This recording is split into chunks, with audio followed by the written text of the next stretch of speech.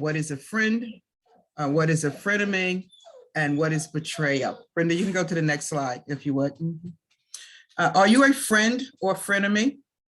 So what is a friend? A friend is someone who understands your past, believes in your future, and accepts you just the way you are. So what is a frenemy?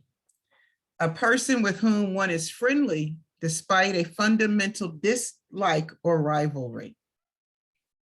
It has been said the worst kind of hurt is betrayal, because someone was willing to hurt you just to make themselves feel better.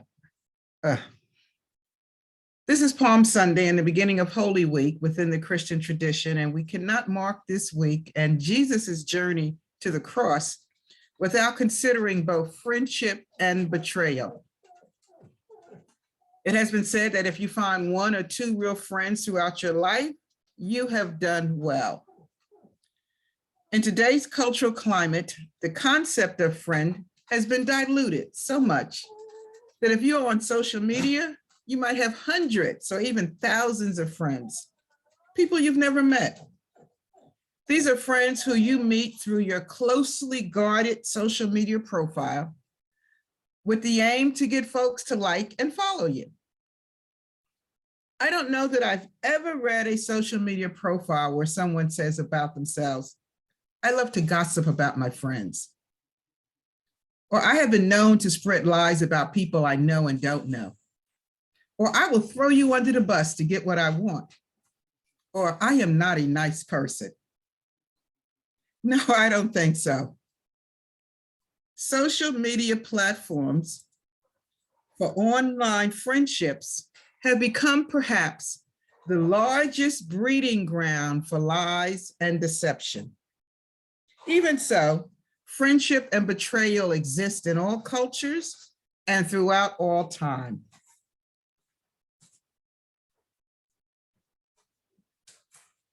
If you go to the next slide for me, Brenda. We find this idea in the biblical tradition, most notably with Joseph and his brothers in Genesis, David and Jonathan in 1 Samuel, and in the New Testament Gospels with Jesus, his disciples, and in particular, Judas, whose name has become synonymous with betrayal. With Joseph and his brothers, we find a story of family betrayal, perhaps at its worst, rooted in sibling rivalry, envy, and jealousy. In David and Jonathan's story, we find a complex friendship built on love, yet complicated by competing loyalties. Jesus' friendship is exemplified by love, commitment, forgiveness, and equality. Jesus, clearly the leader and teacher of this biblical community, in John 15:15, calls his disciples his friends. He remains the leader of the group, but establishes a clear relationship of friendship rather than subordination between himself and his disciples. So Joseph, after years of separation, we know was reunited to his brothers through one of the greatest stories of love and forgiveness in Scripture. Whereas Jonathan, caught in a web between his father Saul, the king, and his friend David, was strained to protect his friend without betraying his father. On the other hand, Jesus handpicked 12 people to be his constant companions, and he imparts to them his spiritual wisdom and mystery teachings. Through a series of miracles, he demonstrates a mastery of the laws of nature and spirit. Yet of his 12 friends, one sells him out for 30 pieces of silver, or about 4 months' salary in Jesus's time, or in today's terms, about $12,254. The unavoidable question is why? Why would his friends abandon him at the very least and betray him at the worst, at the most critical moment in his life? Jesus's most vocal friend was Peter, who publicly denied knowing him, and then all but one of his friends deserted him after he was arrested, tried, tortured, and killed as an enemy of the state. How could it be that only one of Jesus's 12 closest friends, John, would not betray him? Some post-Enlightenment Western scholars have offered a critical interpretation of this in an attempt to make sense of their betrayal. For example, suggesting Judas was faced with a conundrum of conflicting loyalties between his friend Jesus and perhaps his loyalty to the state. Others suggest Judas was the unfortunate actor caught up in a divinely orchestrated plan of salvation. Whatever your own interpretation, it is not what I seek to engage in today, but rather to suggest to you that friendships, like all human relationships, more often than not, are weaved through a complex network of intersecting identities, which often lead to confusing and conflicting loyalties. Although Jesus' story is the template upon which we develop this commentary, it is your story and my story of friendship and betrayal, and not Jesus' story, that I would like to invite us to consider. So 1, have you ever been betrayed by a friend? Have you ever betrayed a friendship? Why do friends betray friends? We could simply say they were never really your friend. And that may be true, but it is also too simplistic. Life is far more complex than we like to admit, and things are rarely one-dimensional. So let's take a deeper look at friendship and betrayal. 1, let's examine conflicting loyalties. What do we mean by this? This is when what you desire may conflict with what your friend's desires or loyalty to yourself versus loyalty to your friend. For example, we both work for the same company. My friend has an opportunity for a promotion. I want the job also. So unbeknownst to my friend, I do whatever is necessary to get the position, even if it means undermining my friend behind their back. Conflicting loyalties.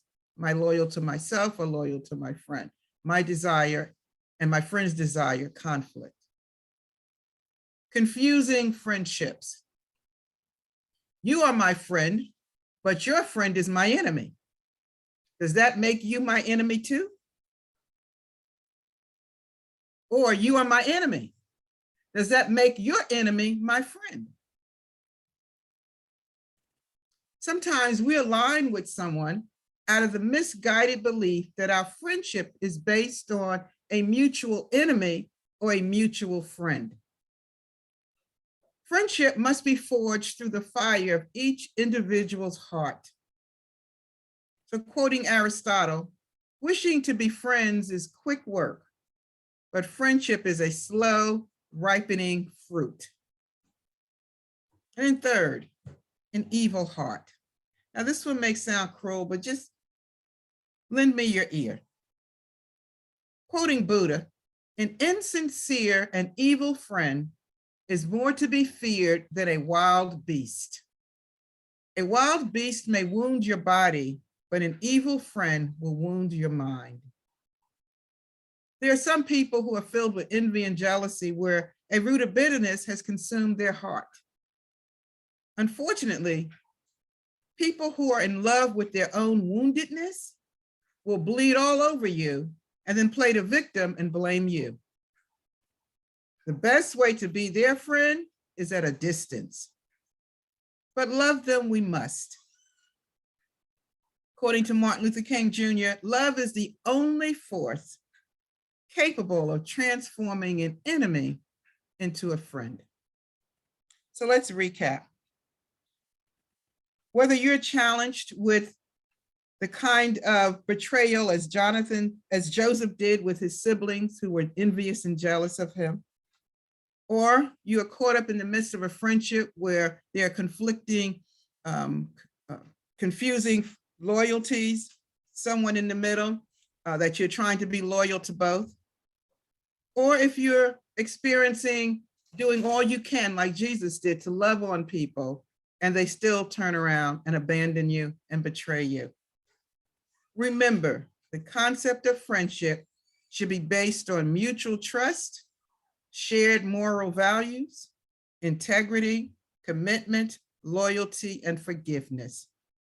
Your friendships should foster peace, harmony, and support for each other's journey wherever it may take you.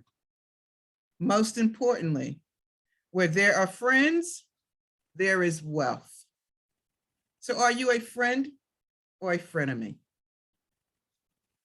Namaste.